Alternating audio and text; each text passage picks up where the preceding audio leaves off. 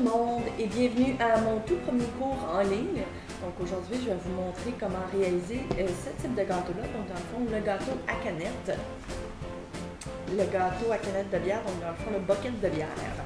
Et puis, donc dans le fond, je vais vous montrer étape par étape comment procéder pour réaliser ce type de gâteau-là qui est entièrement comestible. Je vais vous montrer comment tailler le gâteau, comment le garnir ainsi que de le mettre à niveau. Évidemment, c'est un gâteau qui a une petite déviation là, au niveau des côtés, donc c'est en angle. Je vais vous montrer une façon super simple de le glacer. Je vais vous montrer comment draper et couvrir un gâteau, un plateau plutôt à gâteau comme celui-ci, donc pour lui donner un effet de tissu. Je vais aussi vous montrer l'effet de bois ainsi que comment appliquer en fait un petit ruban comme ceux-là pour qu'il soit droit ainsi que, parce que souvent à l'horizontale c'est assez compliqué, donc je vous montre un petit truc. Et puis, je vais aussi vous montrer comment faire la glace comestible, ainsi que comment réaliser des canettes qui ont l'air vraiment réalistes, mais qui en fait sont entièrement comestibles dans Rice Krispies. Donc, sans plus tarder, on passe au cours. Si jamais vous avez des questions, n'hésitez surtout pas à me les demander, en fait, soit dans les commentaires sur YouTube, ou sinon, vous pouvez m'envoyer directement un courriel au info@lesucreveau.com.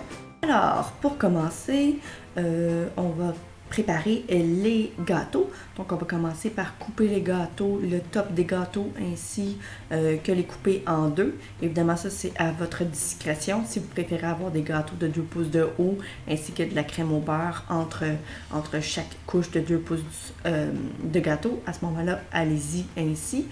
Personnellement, moi, je préfère des couches de 1 pouce et ensuite garnir de crème au beurre. Donc, aujourd'hui, j'ai travaillé avec 3 gâteaux de 7 pouces de large ainsi que 2 pouces d'épais. Donc, chaque gâteau a été cuit 2 pouces et puis je les coupe en deux, ce qui va me donner un gâteau d'environ 6 pouces de haut. Aujourd'hui, j'utilise un gâteau à la vanille et j'utilise aussi ma crème au beurre meringue suisse à la vanille. Si vous aimeriez l'essayer, à ce moment-là, je vous laisse le lien dans la boîte de description. Vous pourrez donc aller voir la vidéo tutoriel que j'ai créée ainsi que ma recette sur mon blog.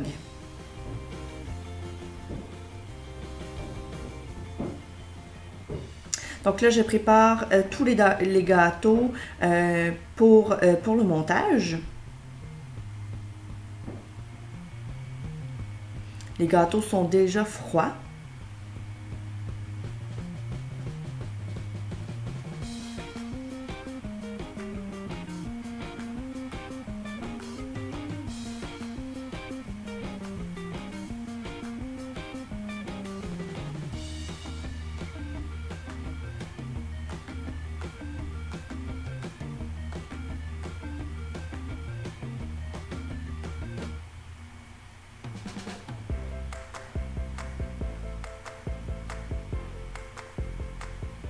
Là, je suis obligée de couper un peu les bordures de de 2 gâteaux, entre autres, parce que au lieu de les faire cuire dans des moules de 7 pouces, je les ai fait cuire dans des moules de 8 pouces. Donc, juste pour pouvoir me faciliter la vie, j'ai décidé de découper un peu les bordures.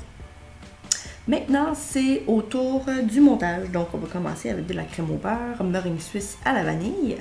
Et on va venir y appliquer le carton sous une couche de gâteau.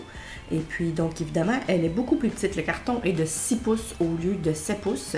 Donc, ça va me permettre de pouvoir savoir exactement où couper en conséquence, parce qu'évidemment, ça va être un gâteau qui va avoir une petite pente.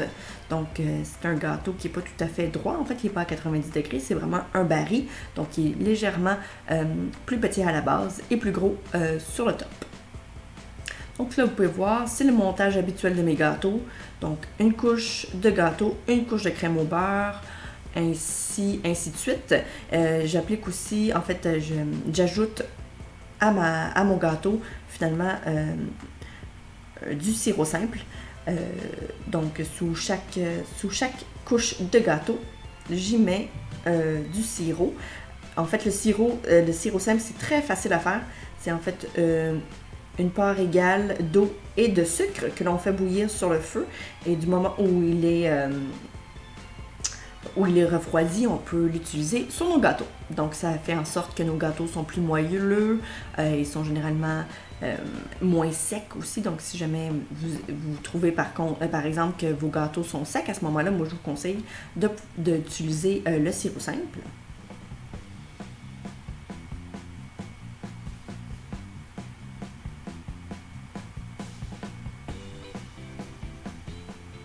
Et vous pouvez aussi l'aromatiser. Donc, si par exemple, vous faites un gâteau au chocolat, vous pouvez l'aromatiser par exemple à l'orange ou à la lavande, peu importe. Vraiment, c'est génial comme outil.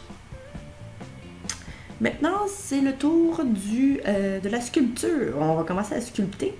Évidemment, c'est pas tellement compliqué parce que là, on parle pas vraiment de forme complètement folle. En fait, on parle vraiment, là, on va couper d'un seul sens. Et puis, doucement, on va venir enlever un petit peu à la base du gâteau. Moi, je l'ai transféré, donc je l'ai mis à l'envers, finalement, tout simplement parce que je trouve ça vraiment plus simple. Je vois mieux ce que je fais quand je découpe vers le bas au lieu de vers le haut. Petit conseil aussi, c'est préférable de couper des petits morceaux à la fois. Donc, de ne pas faire de très grosses coupes tout d'un coup, parce que ce qui arrive, c'est que c'est très simple à enlever. Par contre, c'est très difficile à ajouter. Donc, si par exemple, vous faites une grosse erreur et vous enlevez un trop gros morceau de gâteau, c'est plutôt compliqué de le recoller, en fait. Donc, c'est préférable vraiment d'y aller petit peu par petit peu. On fait des petites coupes à la fois. Et puis, c'est un peu plus long, évidemment, mais par contre, on ne prend pas de chance et puis on s'assure vraiment d'obtenir le résultat escompté à la fin.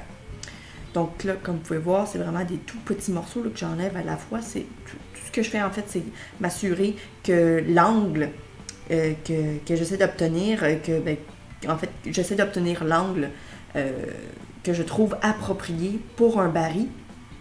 C'est pas un très gros angle, en fait. Donc, c'est important de savoir que, comme là, vous pouvez voir, là, le top du gâteau est de 7 pouces et puis la base sera de 6 pouces. Donc, vraiment, pour un gâteau de 6 pouces de haut, ça fait pas un très gros angle. Mais, selon moi, c'est vraiment c'est approprié pour un baril. Comme vous pouvez voir, j'ai aussi découpé un petit morceau, plutôt du gâteau. J'ai laissé finalement de l'espace entre le gâteau ainsi que le plateau. Comme ça, quand je vais venir le glacer, mon gâteau, vraiment, je vais avoir une super belle finition avec ma croûte au beurre. Donc là, on passe à l'étape glaçage. Je mets une couche sur le top du gâteau et ensuite, avec le papier ciré, je vais passer avec ma méthode à l'envers. Donc, si jamais c'est la première fois que vous me voyez faire cette méthode-là, je vous invite à aller visionner mon vidéo tutoriel sur ma technique, qui est la technique à l'envers. En fait, c'est que je crème tous mes gâteaux ainsi. Ce qui me permet de pouvoir, c'est très facile, et puis j'ai toujours de très beaux résultats à la fin, tout est toujours lisse, et puis ça me permet de pouvoir avoir un gâteau vraiment totalement niveau, et puis j'ai pas besoin de me casser la tête. Donc là, comme vous pouvez voir, j'ai mis une mince couche sur le top, j'ai ensuite mis le papier ciré avec l'aide de mon plateau acrylique, je l'ai retourné à l'envers, et puis comme là, vous pouvez voir, j'ai rempli finalement l'espace entre le gâteau ainsi que le plateau, et puis là je glace jusqu'à la base, en fait qui est le top finalement du gâteau. On met une couche assez généreuse, évidemment on va en enlever beaucoup lorsqu'il va venir le temps de lisser. Je vais utiliser mon équerre, j'ai un équerre qui est d'environ, si je me souviens bien, je pense que c'est 10 pouces de haut. Donc, c'est vraiment l'idéal quand c'est des très hauts gâteaux comme ceux-là. Puis en plus, l'équerre, si vous avez déjà regardé mon vidéo tutoriel sur comment glacer un gâteau pour qu'il soit de niveau et bien droit, eh bien, vous m'avez probablement vu travailler avec un petit équerre à l'époque. Mais maintenant, j'utilise un équerre qui est beaucoup plus gros, beaucoup plus solide. Et puis, vraiment, je suis hyper contente de mon achat.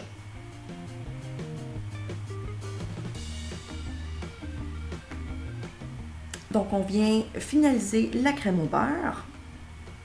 On vient la lisser presque à la perfection. C'est pas très grave s'il y a des petites bulles ici et là, parce que de toute façon, lorsqu'on va le ressortir du réfrigérateur, on va faire une petite couche de finition. Donc là, c'est important de le mettre au frigo, parce qu'on veut faire durcir la crème au beurre.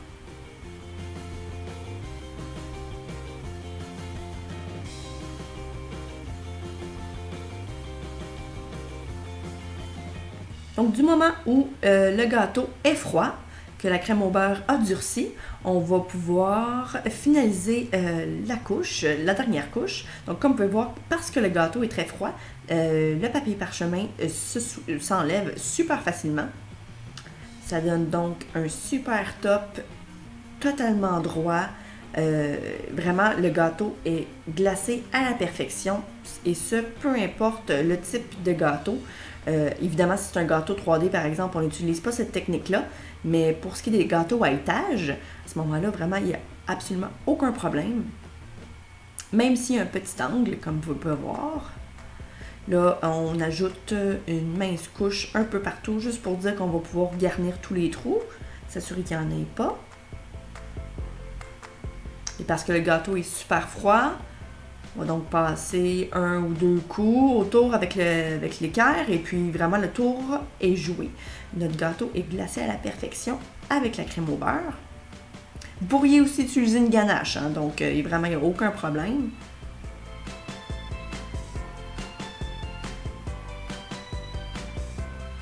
Et puis voilà, on le met au réfrigérateur pour quelques heures ou pour toute la nuit. On veut vraiment que ça soit totalement dur pour pouvoir ensuite appliquer le fondant.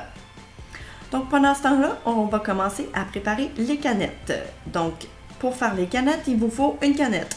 Donc dans ce cas-ci, parce que moi je ne bois pas de bière, j'ai décidé d'utiliser une canette de jus que j'ai découpée. Donc comme vous pouvez voir, la base on n'en a pas de besoin. J'ai ensuite découpé le top, parce que ça on va l'utiliser pour comme un moule. Et puis ensuite la petite étiquette, pas la petite étiquette, mais la petite... le petit outil là, qui nous permet de pouvoir ouvrir la canette.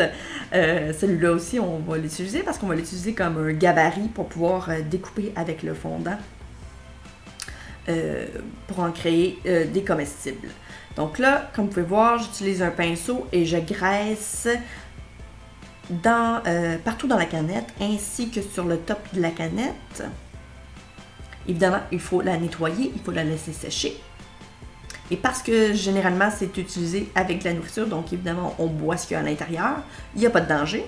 Par contre, il faut faire très attention parce que les côtés de la canette, parce qu'on vient de la couper, vous pourriez vous couper. Donc c'est très important d'être super délicat et puis de ne pas faire les fous. Donc il faut être prudent. Je l'ai fait à plusieurs occasions et je ne me suis jamais blessée encore. Donc quand on est prudent, vraiment il n'y a aucun problème. Donc, on enfonce du fondant gris dans le top de la canette, ce qui va faire en sorte que ça va faire une super de belle impression. Ça va être un moule parfait. Et on met ça au congélateur pour quelques minutes. Moi, je vous dirais là une bonne trentaine à 40 minutes pour vous assurer vraiment qu'il soit bien froid. Fait que quand vous allez l'enlever de là, il sera parfait. Pendant ce temps-là, on va commencer à préparer notre Rice Krispies. On graisse notre spatule ainsi que notre bol pour pouvoir faire fondre les guimauves. Et puis là, pour ce qui est de la quantité de guimauve ainsi que de Rice Krispies, moi, j'y vais à l'œil. Donc, comme vous pouvez voir, là, j'utilise une assez bonne quantité quand même de guimauve que je vais faire évidemment fondre. Donc, elles doivent être totalement fondues. Ensuite, j'ajoute mes céréales.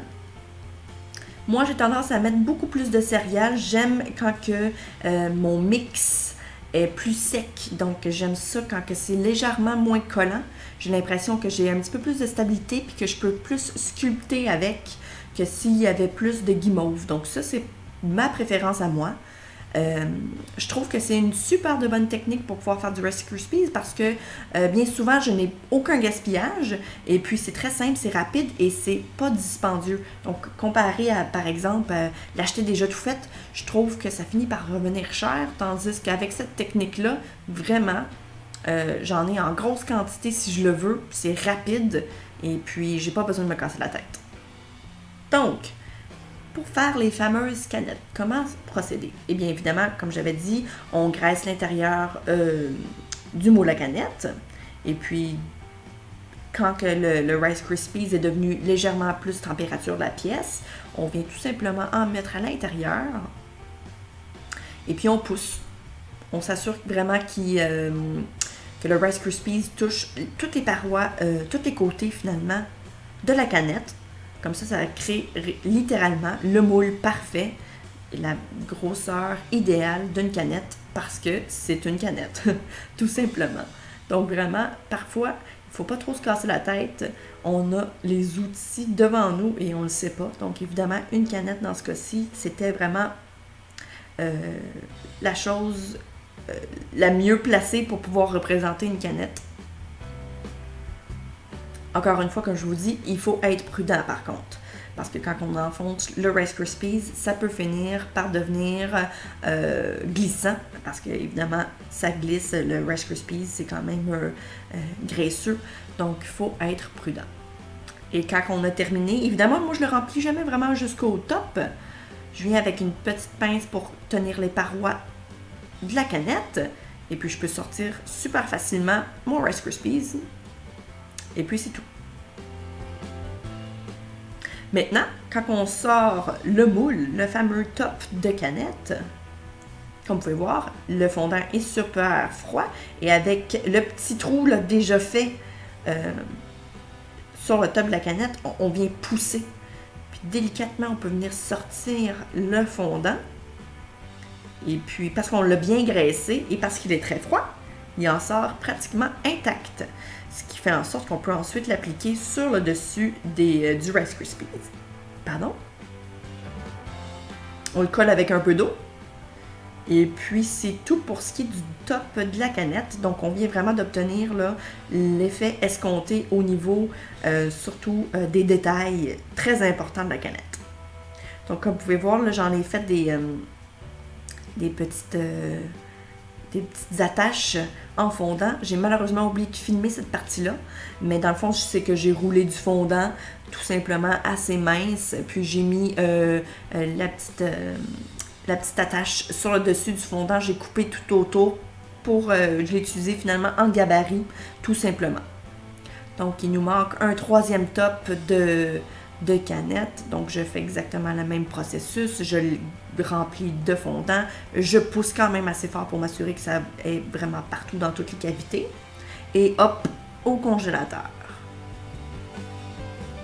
Maintenant que tout ça est fait, on va passer à l'étape de recouvrir le reste de la canette finalement. Donc, les parois. Encore une fois, du fondant gris, le même fondant qu'on a utilisé pour le top, ainsi que pour les petites attaches. On va le rouler assez mince. Et parce qu'on a quand même assez bien pressé le Rice Krispies, on a tout de même une surface relativement lisse. Mais par contre, je vais vous montrer un petit truc là, pour le lisser davantage quand il va être appliqué sur le Rice Krispies. Assurez-vous évidemment d'enlever les bulles d'air.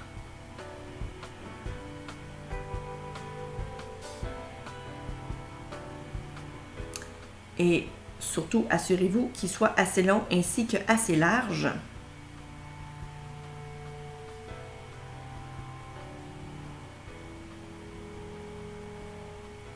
Et on va pouvoir commencer à humidifier les parois du Rice Krispies. Et là, vous allez devoir choisir aussi un côté avant ainsi qu'un côté arrière. Donc, il faut essayer de visualiser là, comment vous allez mettre les canettes sur le dessus de votre baril. Donc là, comme vous pouvez voir, là, moi, j'ai décidé que ça allait être mon derrière parce que de la façon qu'elle était penchée, je trouvais que ça serait plus joli si le derrière serait là, tout simplement. Donc, on vient faire une petite finition derrière. Donc, quand on coupe deux morceaux de fondant qui sont alternés un par-dessus l'autre, Quand on coupe les deux ensemble, ça finit par faire un super de beau joint. Donc, comme vous pouvez voir, là, ça fait une ligne vraiment parfaite, ce qui est vraiment beaucoup plus simple pour se mettre à frotter ainsi qu'essayer à dissimuler que si jamais c'est une ligne vraiment plus en zigzag, par exemple. Donc, on vient couper évidemment l'excès à la base. Et là, voici mon petit truc pour vous assurer que la canette soit autant que possible lisse. On vient tout simplement la rouler sur votre surface de travail. Puis à ce moment-là, vraiment, on obtient une canette qui est beaucoup plus lisse, qui évidemment ressemblera à une canette plus réaliste. Donc, quand on a fini de couper l'excédent à la base, on va pouvoir la mettre droit et ensuite couper l'excédent sur le top.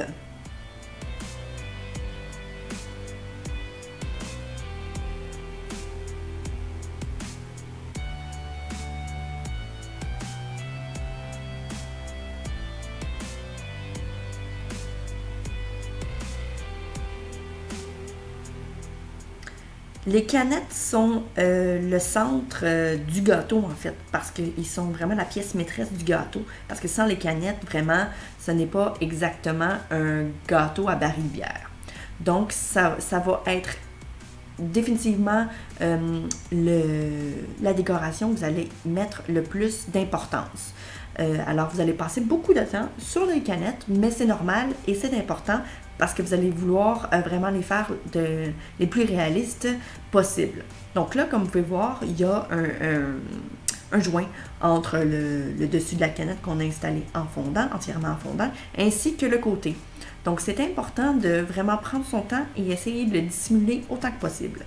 Donc, la meilleure façon que j'ai trouvée, c'est tout simplement avec de l'eau.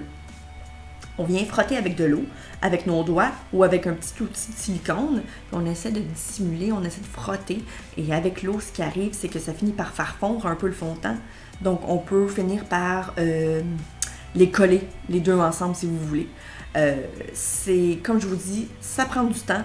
C'est assez long, mais c'est super important parce que sinon, la canette n'aura pas de l'air d'une canette réaliste.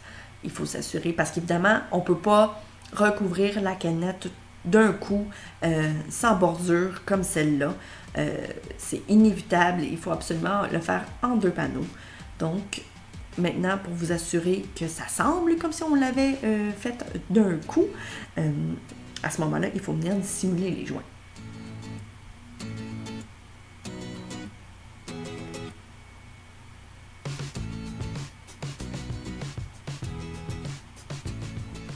Une autre façon qui pourrait être intéressante, mais que je n'ai jamais testée jusqu'à présent, ça serait de le faire aussi en chocolat à modeler.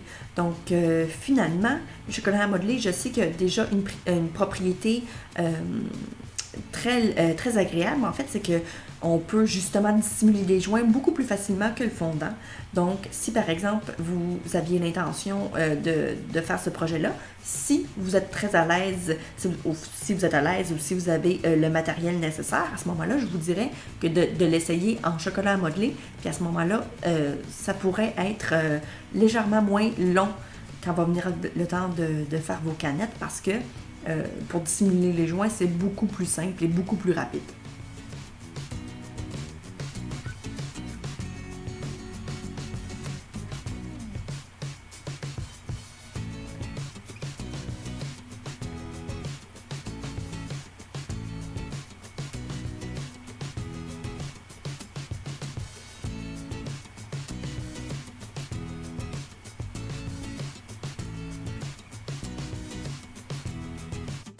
Donc, quand vous êtes satisfait du résultat, vous pouvez donc passer à la deuxième ainsi qu'à la troisième canette.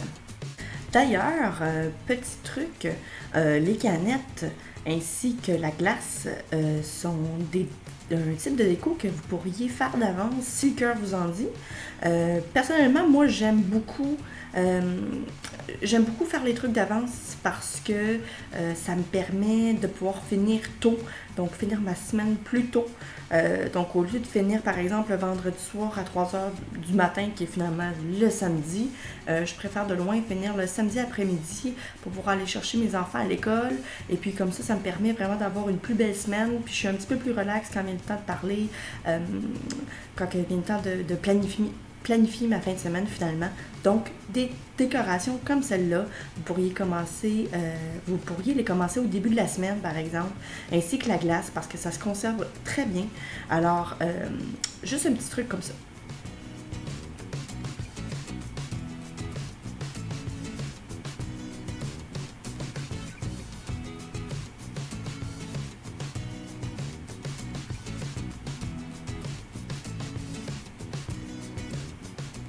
Alors, le troisième capuchon, encore une fois la même chose, c'est bien froid, on vient donc mettre une petite pression au niveau de l'ouverture là, sur le dessus de la canette et on applique ensuite le fond, la petite, pas la petite étiquette, j'ai toujours l'impression, j'ai toujours envie de dire l'étiquette, mais dans le fond c'est la petite bidule qui nous permet d'ouvrir la canette finalement. Donc on en avait fait 3.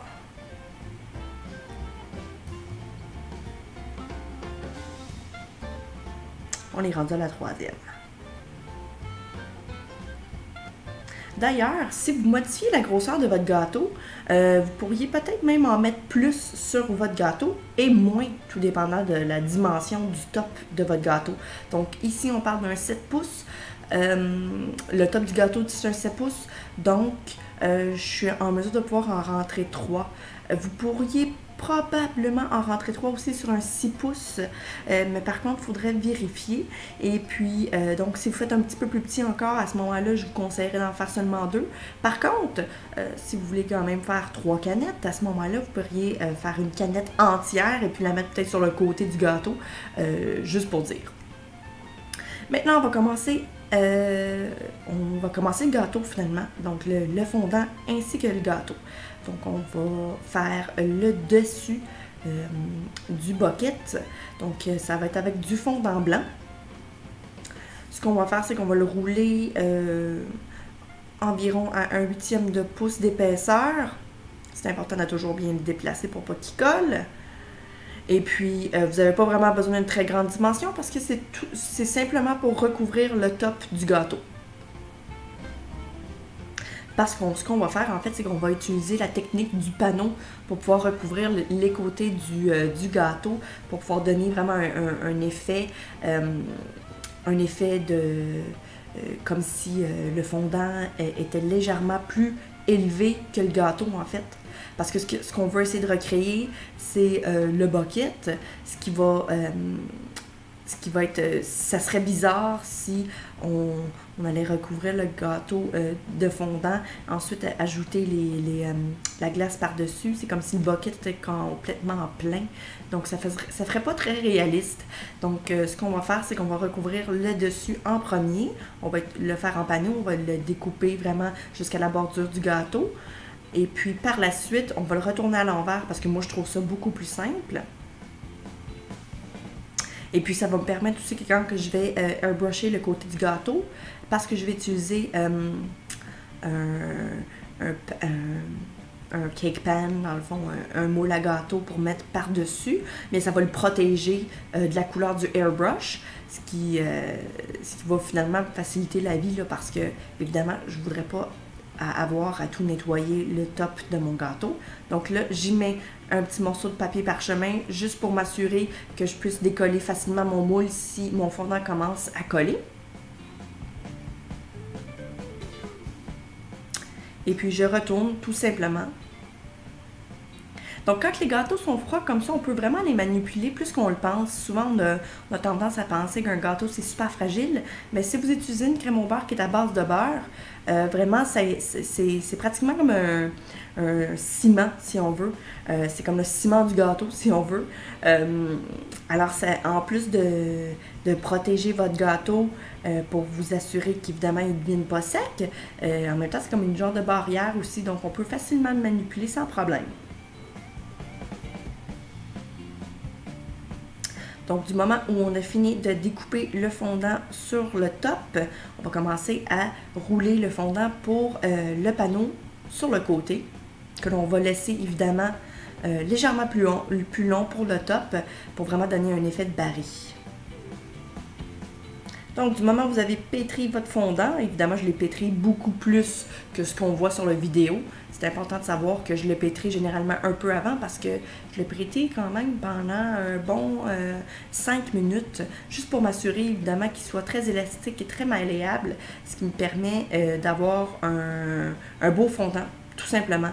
Quand votre fondant est très élastique, il s'étire mieux, il se roule mieux et ça fait un plus beau résultat. Là, j'ai opté pour un fondant blanc, mais vous pourriez partir d'un fondant ivoire parce que ce qu'on va faire, c'est qu'on va prendre, avec le airbrush, finalement, on va donner une mince couche tout autour du fondant blanc de couleur ivoire. Moi, je préfère partir du blanc, mais vous pourriez aussi partir avec du fondant ivoire. Donc là, comme vous pouvez voir, je le roule environ 1/8 de pouce encore une fois. Et puis, c'est comme une genre de bande, si on veut, une bande très large. Beaucoup plus large que le gâteau. En fait, mais pas vraiment beaucoup, là, mais quand même quelques pouces de plus. Juste pour dire qu'on a quand même un petit jeu pour pouvoir le découper, comme je mentionnais un peu plus tôt, légèrement plus haut que le gâteau réellement. Et on s'assure évidemment qu'il soit assez long pour pouvoir recouvrir le tour du gâteau en entier.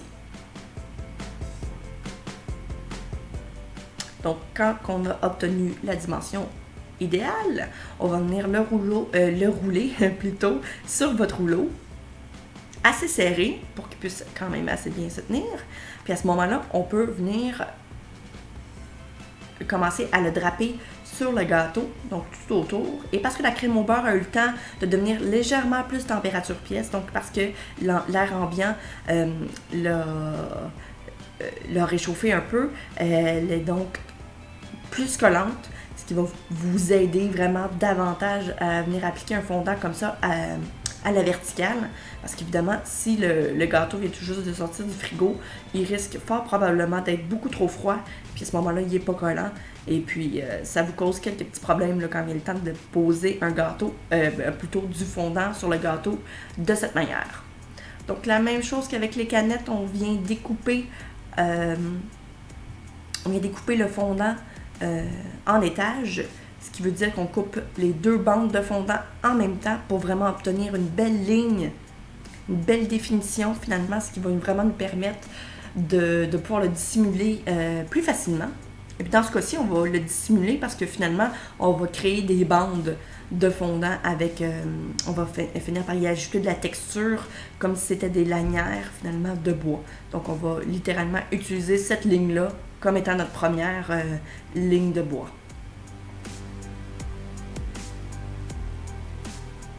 Et là, comme vous pouvez voir, ça pend un petit peu plus à la base, qui est finalement le top du gâteau.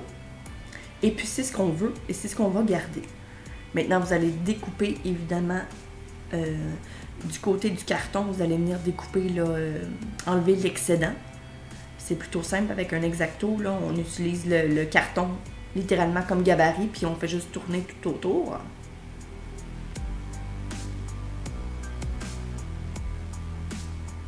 Si jamais, comme je vous disais, que vous avez jamais essayé ou sinon même songé à flipper un gâteau à l'envers, je vous conseille de le faire au moins une fois. Si jamais vous essayez de reproduire ce gâteau-là à un moment donné, je vous conseille vraiment de l'essayer parce que vous allez peut-être finir par rencontrer une des super techniques qui va finir par changer votre méthode. Donc là, maintenant, pour ce qui est de découper à l'horizontale le fondant de cette manière-là, c'est assez compliqué. Parce que même si on essaie d'y aller à l'œil, on va finir par y aller en zigzag, puis ça donne pas toujours un super de bel effet. Donc, l'idéal, c'est de trouver un outil quelconque que vous avez de disponible dans votre trousse, et puis de venir essayer de faire des petites marques tout autour de votre fondant, ce qui va vous donner vraiment une bonne idée de où ensuite aller venir découper pour couper l'excédent, mais quand même laisser un petit jeu entre le top du gâteau et puis votre bande qui dépasse. Donc là, moi, j'avais trouvé que mon équerre me permettait d'avoir quelques centimètres quand même là, de fondant en excédent. Et c'est ce qu'on veut. Vous ne voulez pas non plus qu'il soit trop long, parce que ça finit par devenir quand même assez fragile. Le fondant est quand même juste 1/8 de pouce d'épaisseur. Alors à ce moment-là, moi je vous dirais là, que 1/2 pouce à un 3/4 de pouce, gros max, pour ce qui est de l'excédent du fondant pour recréer l'effet de Barry.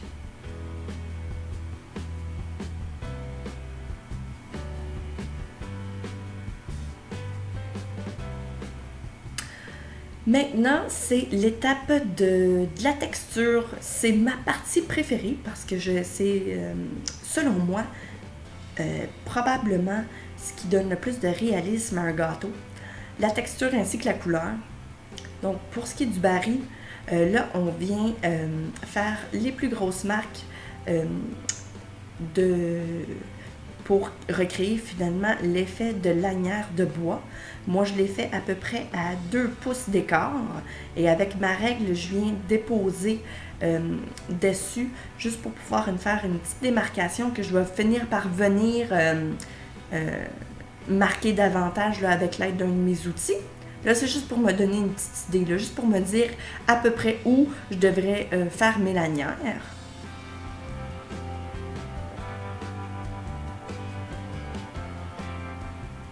Et ensuite, avec mon petit outil de veinage, qui a un côté beaucoup plus pointu, un côté légèrement plus gros, comme vous pouvez voir. Ça, c'est le côté plus gros ainsi que pointu. Là, on va venir vraiment y ajouter beaucoup plus de définition. Donc, comme je disais, là, mes lignes, mes bandes que je viens de créer avec avec ma règle, là, je viens vraiment les définir davantage. Donc, celles-là, elles vont être très foncées, prédominantes, parce que c'est évidemment les lanières de bois, donc c'est une définition d'une grosse coupe.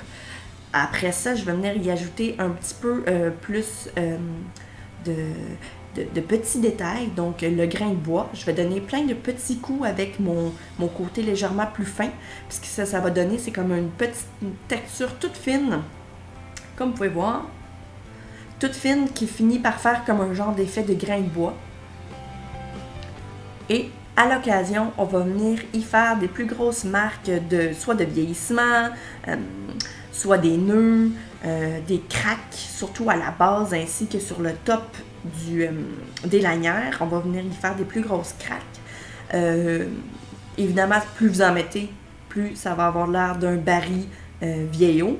Moins vous en mettez, plus ça aura de l'air d'un Barry qui est plus neuf. Donc, c'est à ce moment-là qu'on peut vraiment venir ajouter du caractère à votre gâteau. Donc, chaque gâteau sera différent.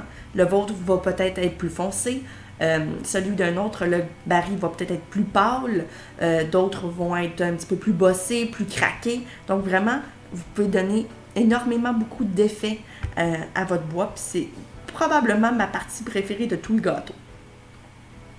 Comme là, vous pouvez voir, j'ai ajouté un nœud, j'ai ajouté quelques craques à la base ainsi que sur le top. Et puis là, vous allez vraiment les voir venir à la vie quand on va commencer à ajouter les couleurs au airbrush.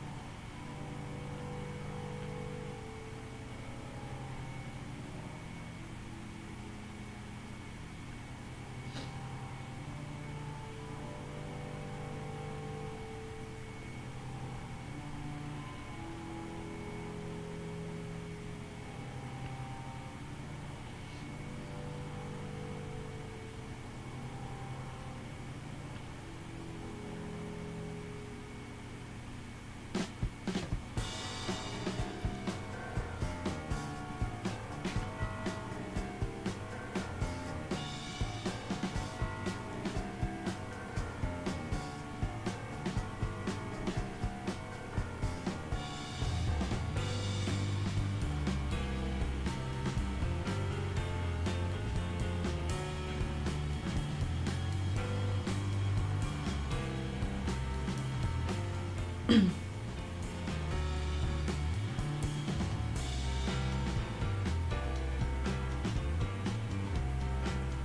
quand vous êtes satisfait de votre travail, on peut donc commencer à ajouter de la couleur.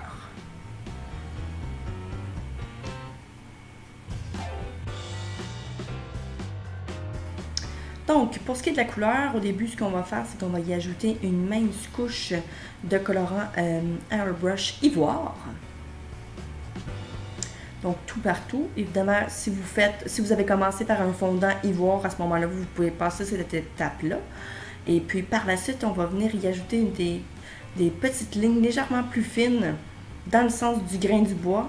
Et puis là, ça va vraiment lui donner là, beaucoup plus de définition. Vous allez voir que ça va changer totalement le look du gâteau.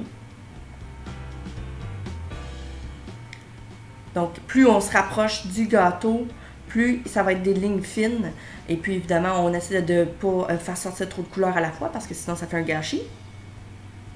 Et puis maintenant, on vient colorer davantage là, les lattes, donc nos marques qui sont prédominantes, donc entre autres, entre chaque latte de bois, ainsi que les craques, les nœuds, etc.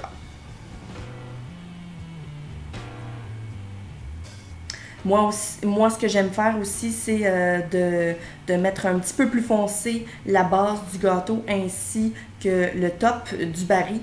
Je trouve que ça lui donne une petite allure légèrement plus réaliste. Donc, c'est à votre discrétion.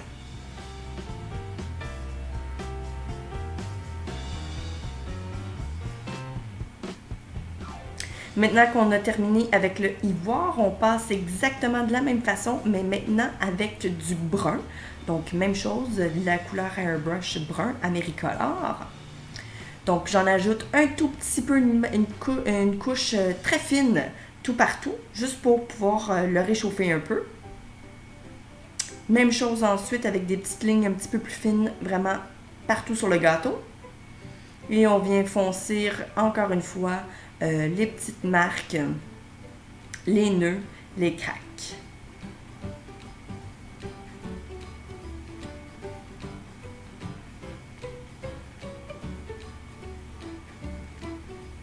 C'est toujours mieux d'ajouter le colorant Airbrush en toute petite quantité parce que, encore une fois, c'est très facile d'en ajouter, mais très difficile d'en enlever. Donc, il faut vraiment être délicat et être patient. On a tendance à vouloir en ajouter trop et trop vite, et puis ça peut finir par créer de très gros gâchis.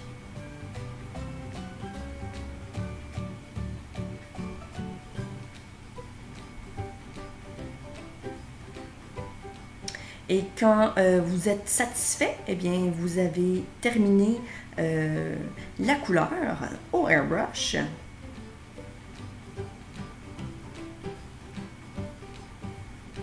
Et il est maintenant temps de le remettre à l'endroit. Et parce qu'on a pensé à notre affaire, le top sera complètement blanc. Alors, ça nous a fait en quelque sorte sauver du temps si on veut. Et puis, comme vous pouvez voir, le fondant est légèrement plus élevé, ce qui va vraiment donner du réalisme au bucket.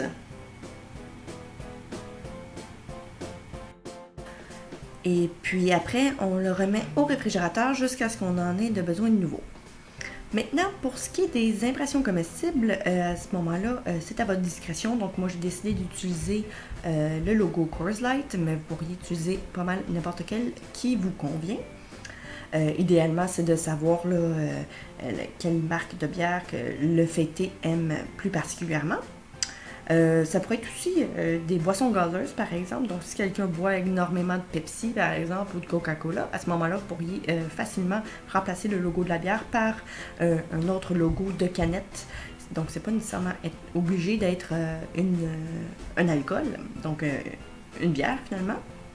Et puis donc là, comme vous pouvez voir, je suis en train de découper avec l'aide d'un X-Acto tout autour du logo.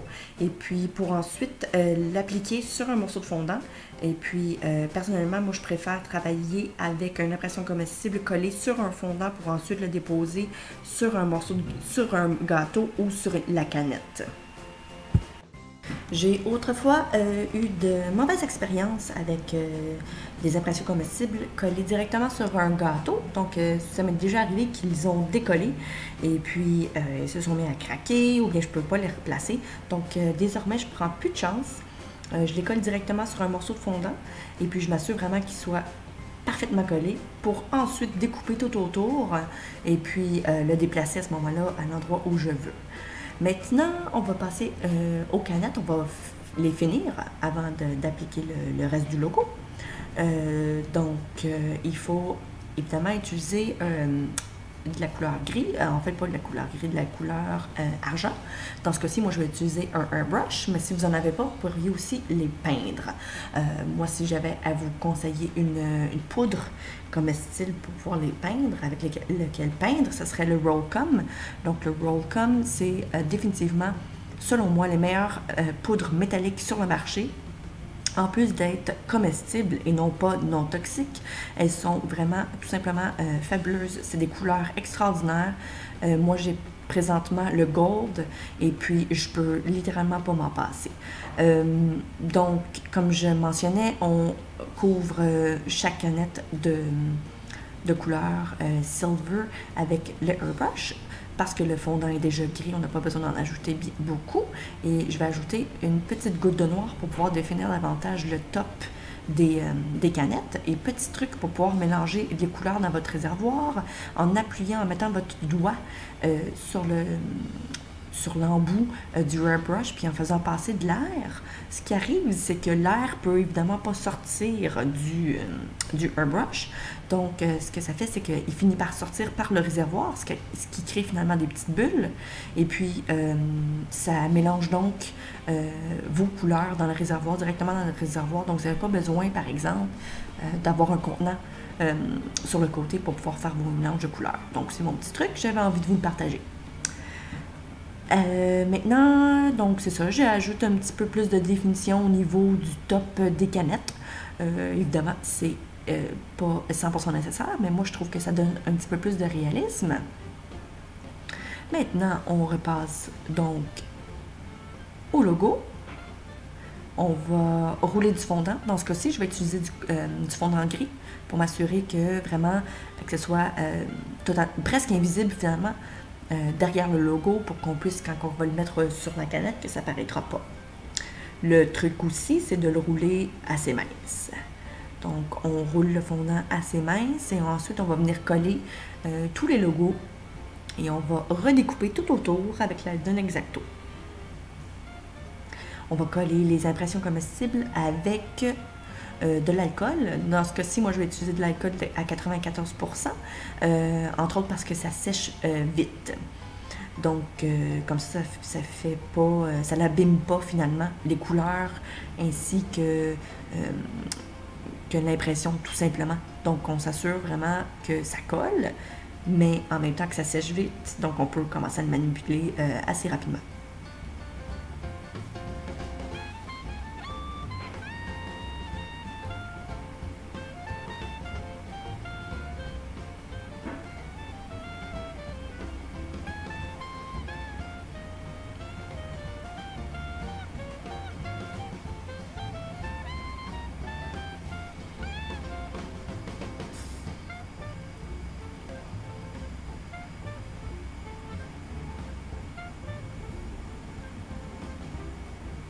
Maintenant qu'ils sont tous collés, on peut désormais passer à l'étape de la coupe, encore une fois.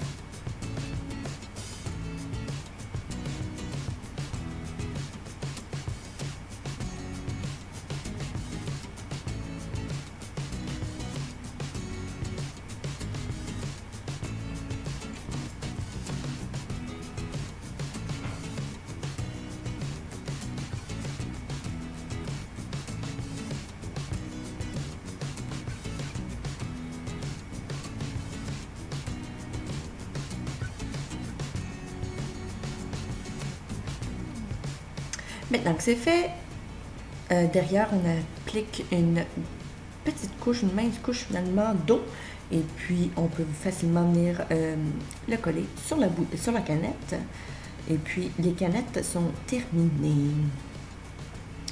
Finalement, la partie la plus longue, c'est définitivement les canettes.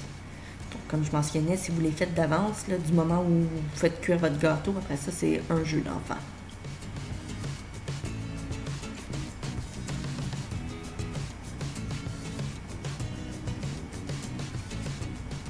Maintenant, passons à l'étape du plateau. Donc, le plateau qui est finalement un morceau de fondant que l'on va draper sur le plateau finalement. Donc, tout d'abord, une des étapes importantes, c'est de savoir qu'il faut graisser votre plateau. Donc, dans ce cas-ci, moi, c'est un plateau que j'ai fait maison, mais évidemment, vous pourriez utiliser un que vous avez déjà acheté, ça, c'est pas un problème. Et puis, donc, la raison pourquoi on va le graisser, c'est qu'on va pouvoir plus facilement déplacer le fondant quand va venir le temps de le mettre dessus.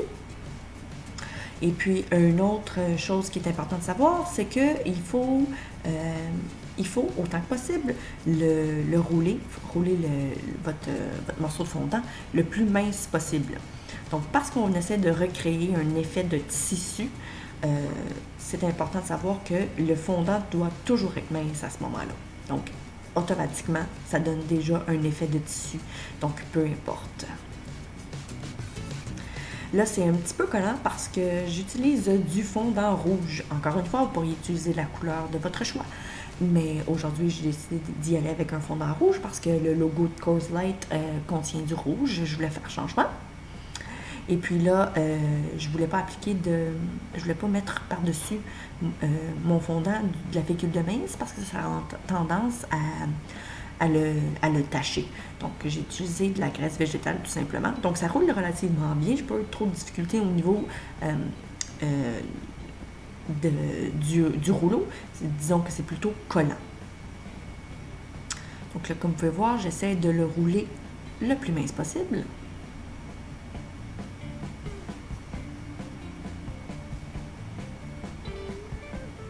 Dans ce cas-ci, c'est vraiment plus mince qu'un 1/8 de pouce.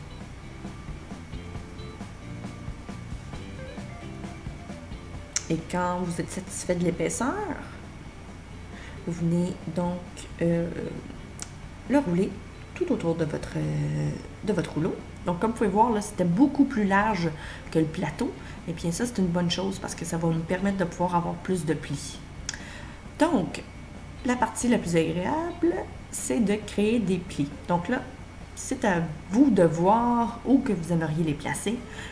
Si vous aimeriez en avoir beaucoup, un peu moins.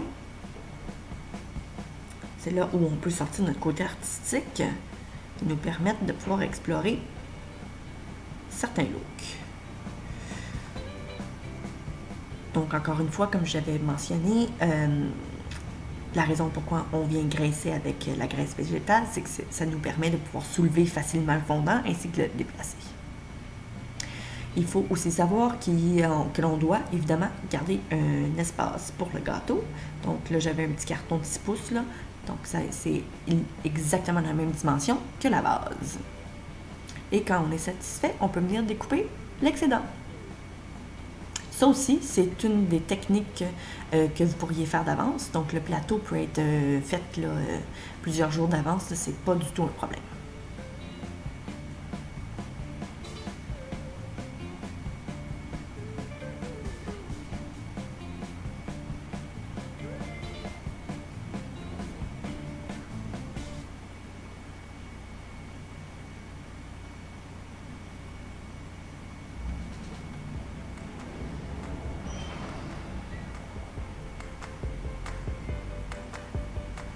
Alors maintenant, c'est le temps d'ajouter un petit peu plus de décoration sur le baril. On va y ajouter les petites braquettes de métal qu'on voit habituellement sur des gâteaux de baril pour pouvoir tenir les planches de bois ensemble. Si vous n'avez pas d'extruder, vous pourriez évidemment les créer des petites bandes de fondant en roulant votre fondant et puis en le découpant avec soit l'aide d'un X-Acto ou bien d'une roulette à pizza. Dans ce cas-ci, moi, j'ai une petite attache un petit disque en fait qui crée des petits rectangles avec l'aide de mon extruder. Donc c'est ce que je vais utiliser parce que c'est beaucoup plus simple, beaucoup plus rapide et beaucoup plus efficace. Donc encore une fois, c'est du fondant gris parce qu'on va venir le peindre ensuite avec de la poudre comestible ainsi que de la vodka pour vraiment lui donner une touche d'argent.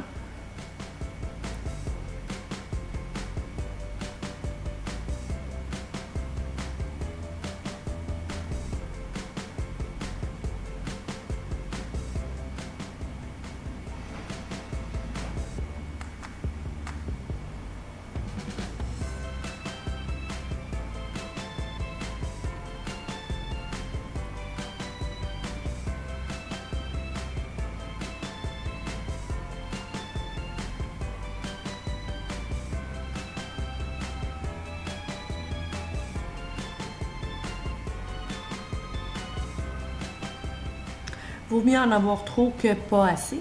Donc moi, vraiment, je fais les bandes là, beaucoup plus longues là, en sachant très bien que je ne vais pas utiliser tout ça. Le petit truc pour pouvoir ajouter des petites bandes à l'horizontale, c'est de se donner un gabarit. Donc, dans le fond, c'est de se donner une petite indication de où on devrait appliquer la bande. Parce que si vous essayez de faire ça à l'œil, je vous le garantis, ça va être un flop. Il faut absolument vous donner une petite idée de où appliquer le fondant. Donc, moi, ce que je vais utiliser aujourd'hui, encore une fois, ma règle. Mais vous pourriez vous découper, par exemple, des morceaux de papier parchemin de la hauteur que vous aimeriez avoir. Puis ensuite, on vient avec l'aide de soit des petites épingles. Vous pouvez venir les épingler sur le bord du gâteau, en haut ainsi qu'en bas. Puis à ce moment-là, ça vous donne un petit gabarit pour pouvoir mieux placer vos bandes à l'horizontale. Dans ce cas-ci, moi, je fais juste mettre une légère pression sur la règle. Donc, sur le fondant, on finit par voir une petite ligne. Ensuite, j'y ajoute un petit peu d'eau. Donc, je m'assure que ce soit collant. Qui, d'ailleurs, je vais finir par réaliser que c'est beaucoup plus simple si j'avais eu une table tournante.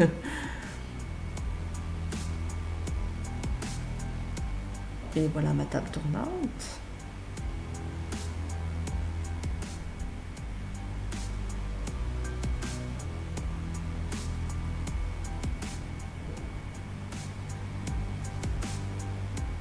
Et on peut donc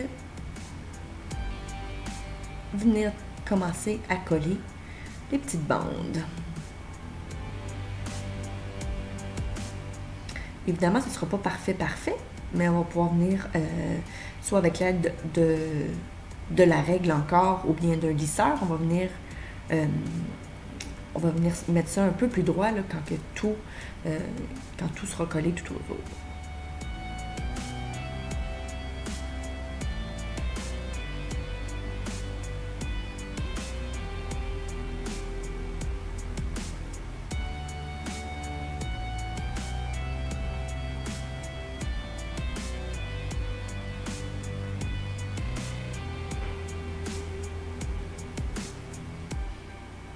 Même chose pour la base.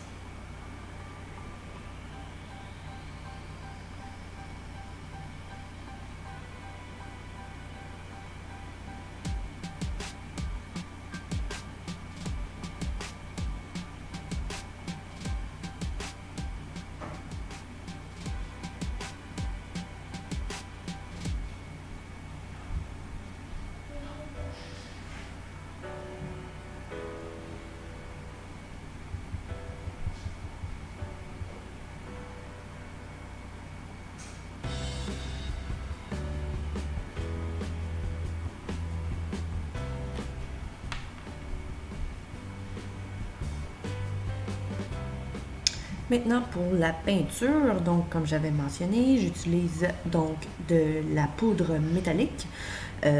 Moi, je me procure le plus rapidement possible du pot comme argent parce que c'est tout simplement la meilleure poudre au monde comme j'avais mentionné. Mais aujourd'hui, je vais utiliser, si je me souviens bien, ça c'est une poudre Wilton.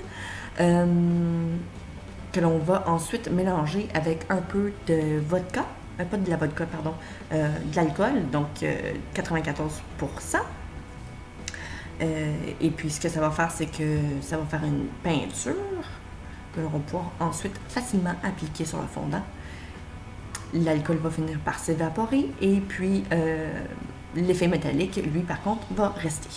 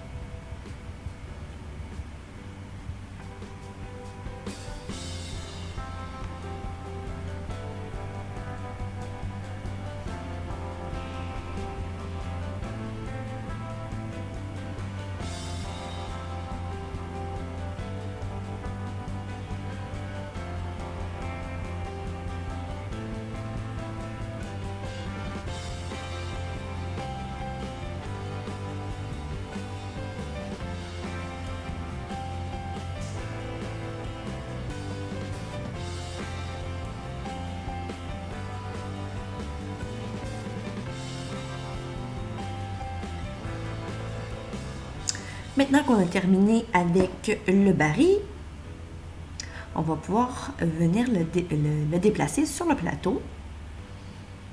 Moi, j'aime bien me donner une petite idée de où je devrais le placer. Donc, j'aime bien, par exemple, faire une petite démarcation là, de où devrait être placé le gâteau. Évidemment, dans ce cas-ci, c'était au centre, mais parfois, c'est placé un peu plus derrière ou un petit peu plus sur le côté. Ensuite, avec l'aide d'un petit peu de chocolat blanc, on vient donc coller le baril au plateau. Du moment que le chocolat devient froid, à ce moment-là, ça fait comme une colle et puis il ne se déplacera jamais. Maintenant, si je me souviens bien, on est donc rendu à l'étape d'ajouter les canettes. Donc, c'est exactement le même processus avec un peu de chocolat blanc. Mais tout d'abord, moi, j'aime bien choisir mon devant de gâteau. Et ensuite, je viens placer les canettes.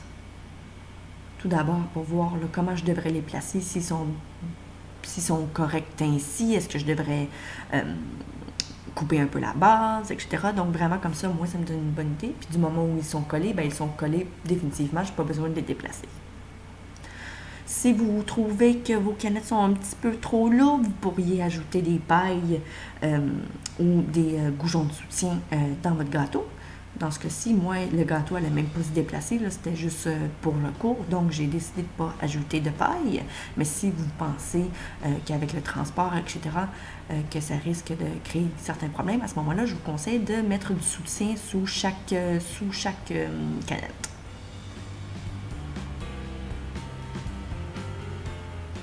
Et voilà, vous avez presque terminé. Maintenant, c'est le tour de la glace. Alors, la glace est faite d'isomalte. Donc, moi, j'achète mon isomalte en nibs. Donc, c'est des paquets de petits morceaux d'isomalte que l'on doit faire fondre au four micro-ondes. Donc, c'est super simple. Évidemment, tout dépendant de la compagnie, etc., ils vont tous avoir des indications différentes concernant la cuisson. À ce moment-là, je vous conseille de suivre les indications du fabricant. Donc, dans ce cas-ci, moi, c'est des nibs et c'est, si je me souviens bien, intervalle de 20 secondes au four micro-ondes et ensuite, on doit brasser. Moi, j'utilise évidemment un contenant que l'on peut faire, qu'on peut rendre à haute température, donc c'est parfait pour faire fondre de l'isomalte. Et j'utilise un petit bâtonnet à sucette pour pouvoir brasser parce que par la suite, je peux juste littéralement jeter aux poubelles. J'ai pas besoin de me casser la tête. Donc, par tranche de 20 secondes, on fait cuire au four micro-ondes jusqu'à ce que ça devienne liquide. Ensuite, moi, j'aime personnellement le mettre à 400 degrés Fahrenheit au four. Parce qu'à ce moment-là, ce que ça fait, c'est que ça réduit énormément les bulles qu'il y a dans le mélange. Donc souvent, ce qui arrive, c'est que du moment où vous le faites cuire au four micro-ondes, ça crée plein de petites bulles. Et puis, ça ne fait pas très joli dans la glace. Donc, je vous conseille à 400 degrés Fahrenheit pour une vingtaine de minutes sur une plaque à pâtisserie, évidemment toujours dans le même contenant, juste pour pouvoir faire en sorte que ça se réchauffe, mais en même temps que les bulles disparaissent. Donc là, comme vous pouvez voir, il ne s'est pas encore tout à fait fondu, mais ça commence. Évidemment, attention, c'est très chaud. Soyez très prudent quand que vous travaillez avec l'isomalt. Moi, j'utilise des gros gants, mes grosses mitaines de four. Je ne prends pas de chance.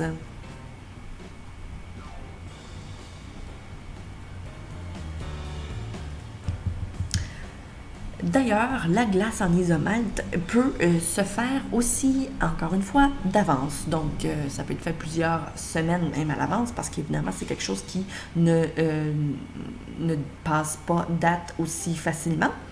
Par contre, vous devez le conserver à l'abri de l'humidité parce que l'isomalt déteste l'humidité. Donc, petit truc, lorsque vous allez l'ajouter à votre gâteau, l'idéalement, ce serait de le mettre vraiment à la dernière minute parce que sinon, la glace sur votre gâteau va évidemment devenir toute collante. Elle risque fort probablement de devenir aussi embrouillée.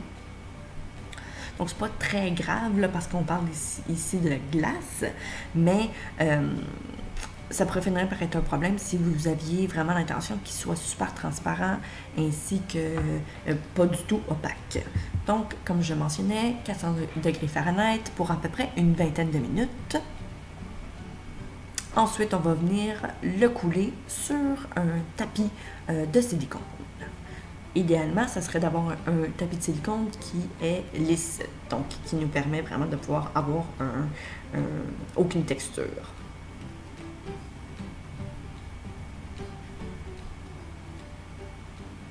Encore une fois, c'est très chaud. Moi, je brasse juste sur le dessus, juste pour dire que je peux peut-être finir par briser quelques petites bulles encore. Et je viens littéralement le couler sur le silicone. Encore une fois, attention, c'est chaud. Maintenant, parce que je trouve toujours que la glace l'isomalt, quand je le coule comme ça, je le trouve très épais. Donc, j'ai commencé récemment à le faire couler un peu comme une crêpe, là, finalement, à le faire élargir, ce qui permet de rétrécir en fait l'épaisseur de l'isomalt. Je trouve ça plus joli aussi au niveau de la glace, de l'effet de la glace. Et ensuite, on le laisse reposer jusqu'à ce qu'il devienne température de la pièce. Donc, encore une fois, c'est à peu près 20 minutes. Quand vous allez voir que l'isomalt se décolle super facilement du silicone, c'est qu'il est prêt. Donc, là, comme vous pouvez voir, là, ça se décolle super facilement. Et ensuite, avec l'aide d'un autre tapis de silicone et un marteau, on vient casser tout ça en morceaux. Et puis, vous avez finalement créé votre glace. Donc, c'est super simple. C'est juste que faut pas avoir peur. Moi, l'isomalt, au début, je me souviens des premières fois où je l'ai utilisé, j'en transpirais tellement j'avais peur. Aujourd'hui, je vous dirais que malgré le fait que je sais que c'est encore très dangereux puis qu'on peut se brûler, je connais sa capacité et puis je suis beaucoup plus à l'aise là, autour de l'isomalt. Donc, c'est le fun avec le petit contenant plastique comme celui-là parce que du moment où il vous en reste puis qu'il est devenu température pièce, vous pouvez juste vous mettre à le bouger un peu et puis tout craque et puis vous pouvez évidemment garder l'isomalt. Donc, toute la glace que vous n'allez pas utiliser, vous pouvez soit la garder pour un autre projet ou tout simplement la refaire fondre pour un autre projet qui n'est pas nécessairement de la glace. Donc, la dernière étape, c'est d'ajouter l'isomalt tout partout en quantité que vous voulez. Vraiment, c'est super simple. C'est probablement, je sais que c'est quelque chose que la majorité pensait que c'était peut-être comme la partie la plus compliquée, et puis pourtant, c'est la partie la plus simple. Donc, il suffit tout simplement de le savoir et de l'essayer. Donc, c'est ce qui conclut le cours. Le gâteau est terminé.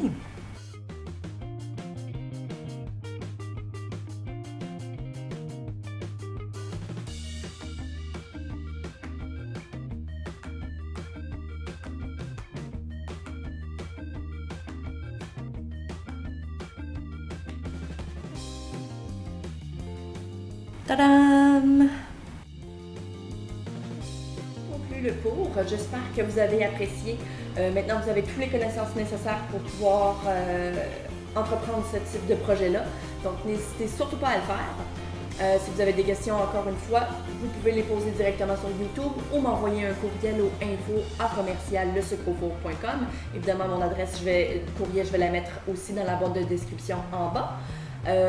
Si vous avez des suggestions, si vous avez beaucoup apprécié la vidéo mais vous aimeriez en voir d'autres, n'hésitez surtout pas parce que évidemment, comme je vous dis, c'est la première fois que j'en fais un. J'aimerais avoir un peu votre feedback pour savoir si vous avez apprécié ou non. Évidemment, si je dois changer quelque chose ou est-ce que je dois aller dans un autre type de cours en fait. Donc, n'hésitez surtout pas. Et puis, de toute façon, j'apprécie énormément vous lire à tous les fois. Et puis, d'ici là, j'espère que vous allez entreprendre ce projet-là ou bien que vous allez prendre certaines des techniques que je vous ai appris pour d'autres projets. Donc, d'ici là, merci beaucoup et à bientôt!